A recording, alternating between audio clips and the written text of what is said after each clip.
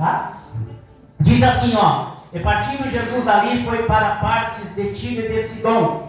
E eis que uma mulher cananeia, que saíra daquelas cercanias, clamou dizendo: Senhor, filho de Davi, tem misericórdia de mim, que minha filha está miseravelmente endemoniada.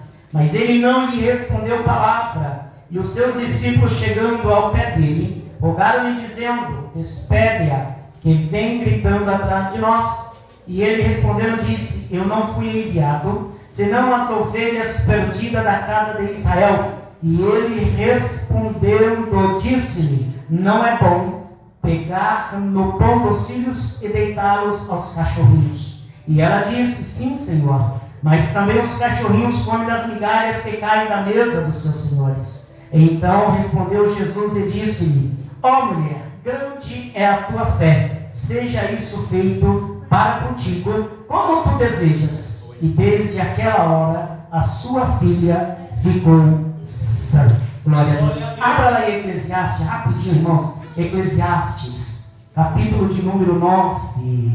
Glória a Deus. Eclesiastes, capítulo de número 9, para corroborar com esta palavra. Capítulo 9, Eclesiastes, capítulo de número 9. Glória a Deus. Amém, irmãos? Amém. 9, verso de número 4, que diz assim: ora, para que acompanha com todos os vivos a esperança. Vou ler de novo. Ora, para o que acompanha com todos os vivos a esperança, porque melhor é o cão vivo do que o leão morto. Pode sentar, irmãos, para a glória de Deus. Amém? Aleluia. Glória a Deus. Aleluia. Uma palavra bastante intrigante, mas não é de fácil entendimento. Não é de fácil entendimento, mesmo porque o livro de Eclesiastes, ele por si só, já não é de fácil entendimento. Porque o livro de Eclesiastes, irmãos, ele tem as suas figuras ilustrativas, e o livro de Eclesiastes também, ele é um livro onde tem muitas ilustrações que nós deixamos passar batido e acabamos não entendendo. Digo com toda a certeza que um leigo, um iniciante na leitura da palavra não compreende da forma como precisa compreender o livro de Eclesiastes. Precisa sim pedir ao Senhor muita graça e também estudar bastante este livro, porque é um livro de cunho bastante difícil, porque são sabedorias que o sábio Salomão ele interpreta de uma forma ilustrativa para nós. Salomão, ele escreve o livro de Eclesiastes, dentre os outros dois que nós conhecemos, que é o livro de Provérbios e o Cantares também. O livro de Provérbios é um livro muito mais, como que eu posso dizer, é um livro mais, não é que é humanizado, me ajude aí na palavra, mas estava na minha mente.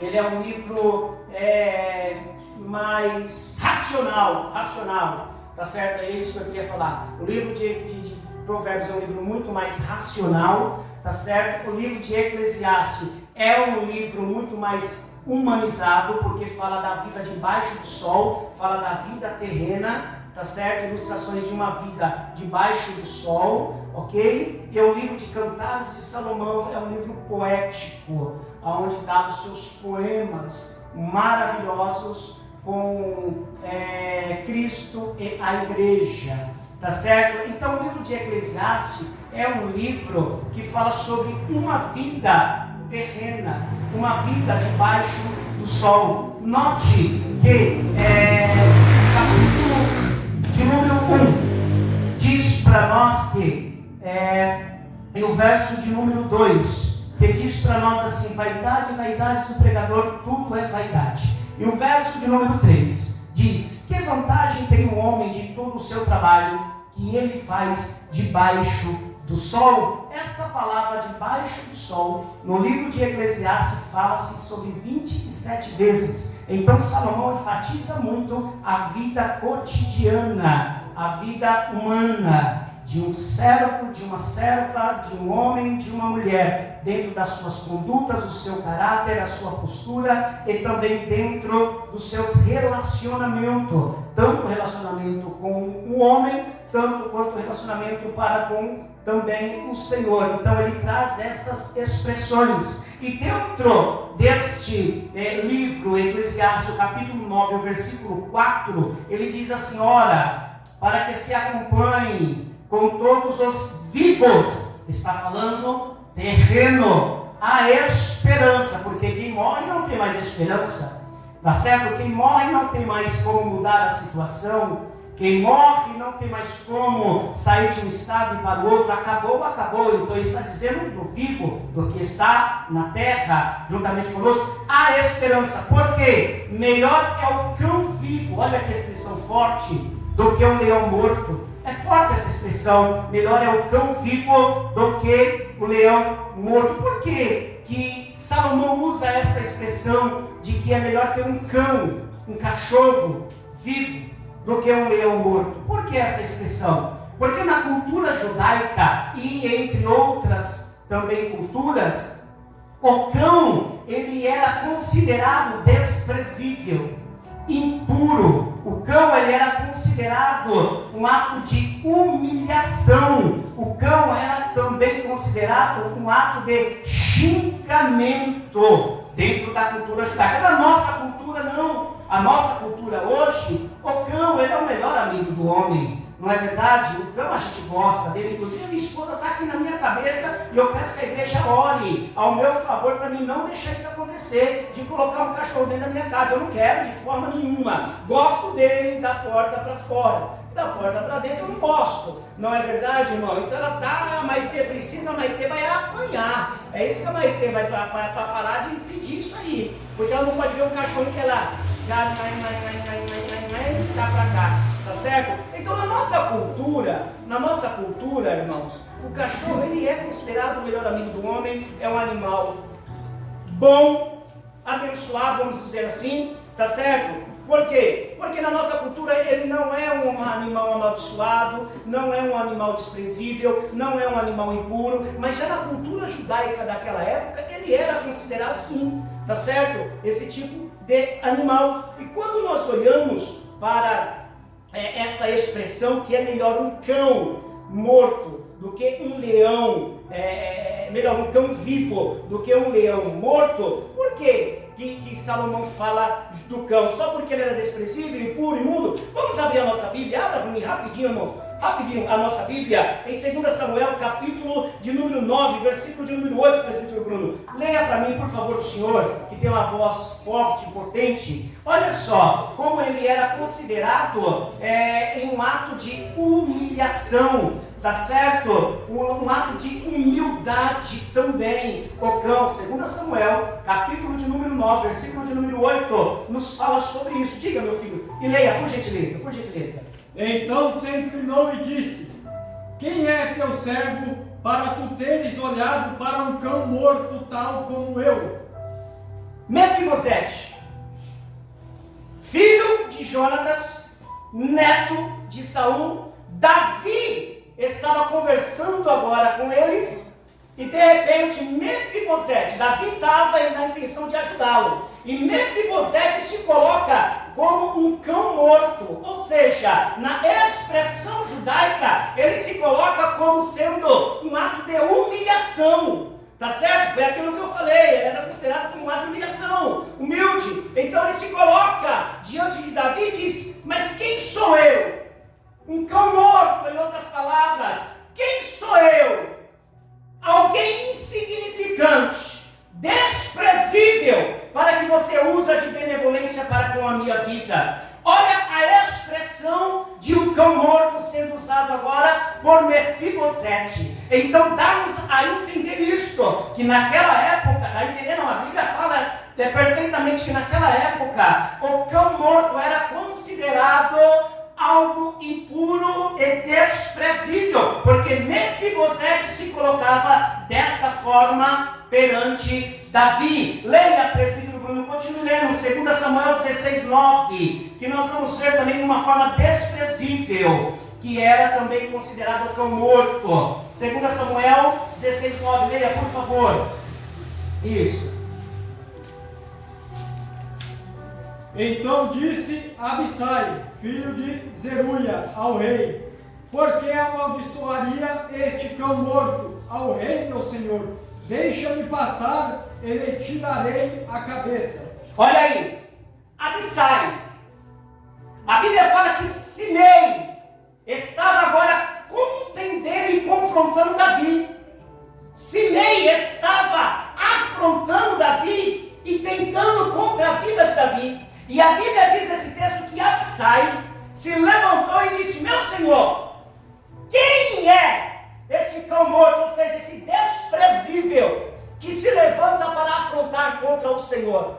Então note que a expressão cão morto era uma expressão desprezível, de humilhação, era um impuro e era também uma expressão de xingamento para aquele povo. Então quando Salomão ele usa a expressão aqui, diz: olha, para que se acompanhe todos que estão vivos em terra, há esperança. E ele complementa: porque melhor é o cão vivo do que um leão morto. Agora, por que ele usa a expressão também do leão? O leão é fácil de entendimento.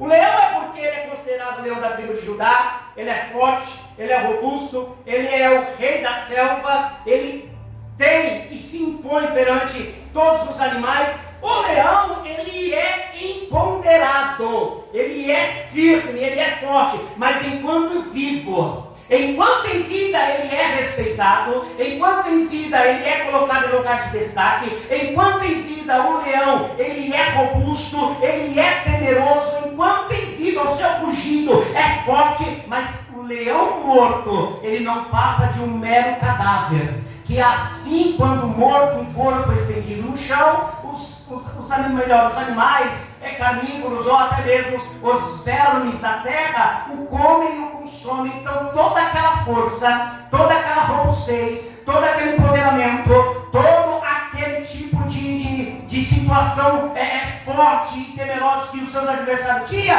uma vez ele morto, acabou. Não existe mais leão. Aonde está a força dele? Em lugar nenhum. Aonde está a condição dele? Em lugar nenhum. Aonde está a esperança dele? Em lugar nenhum. Porque note que Salomão está falando, aquele que, com todos os que estão vivos, há esperança. E o leão, uma vez morto, acabou tudo. Toda a sua força não existe mais. Mas o cão, mesmo ele sendo insignificante, mesmo ele sendo desprezível, mesmo ele sendo um ato de xingamento, mesmo ele sendo um ato de humilhação, ainda vivo, há esperança para ele, há esperança para a sua vida, porque em vida ele consegue mudar o quadro, ele consegue mudar a situação, ele consegue mudar a situação da sua vida, da sua família, e todo aquilo que ele precisa, e tudo aquilo que necessita. Então Salomão está nos ensinando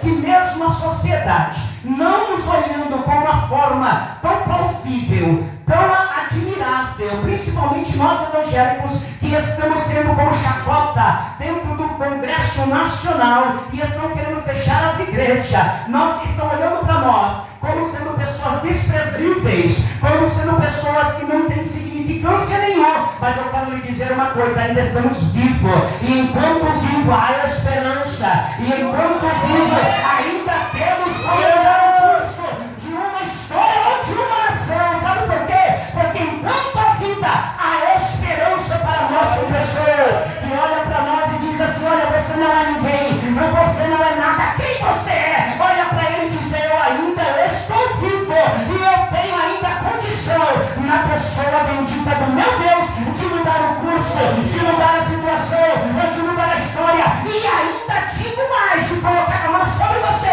e te abençoar, porque a bênção está sobre a minha vida.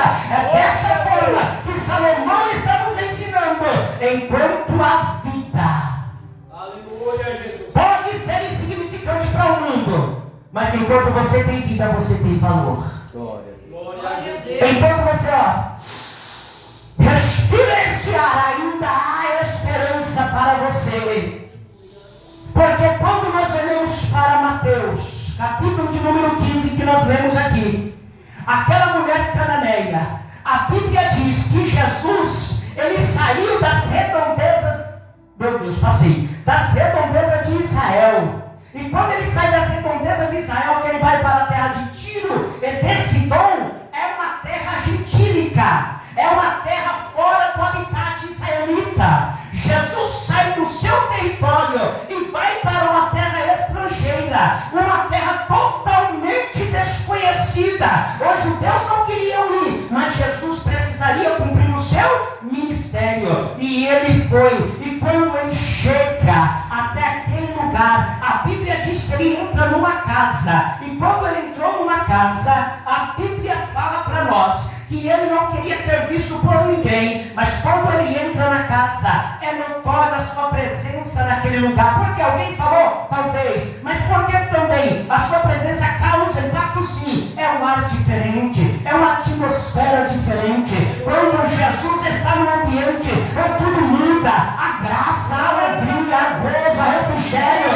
Meus irmãos, uma perfeita fé e adoração ao nome dele. Nós sentimos isto, e foi o que aconteceu quando ele colocou os seus pés em Tiro e ele ensinou lá na Grécia. Quando ele chega, uma mulher que estava com a tua filha endemoniada, ela olha para ele e diz: Senhor, faça alguma coisa. E Jesus olha e diz: mulher, eu não posso tirar da boca dos meus filhos judeus para entregar a vocês que são gentílicos. Eu não posso fazer isso, tirar da boca dos meus filhos e entregar a quem é insignificante, porque o povo gentílico era insignificante, sim. Antes da graça, antes da salvação, era insignificante. Eu não posso entregar aos cachorrinhos o pão que eu vou dar para os meus filhos. E de repente aquela mulher, com muita sabedoria e com muita graça, ela olha para o seu Senhor e diz: é verdade, mas eu quero lhe dizer uma coisa, que até os cachorrinhos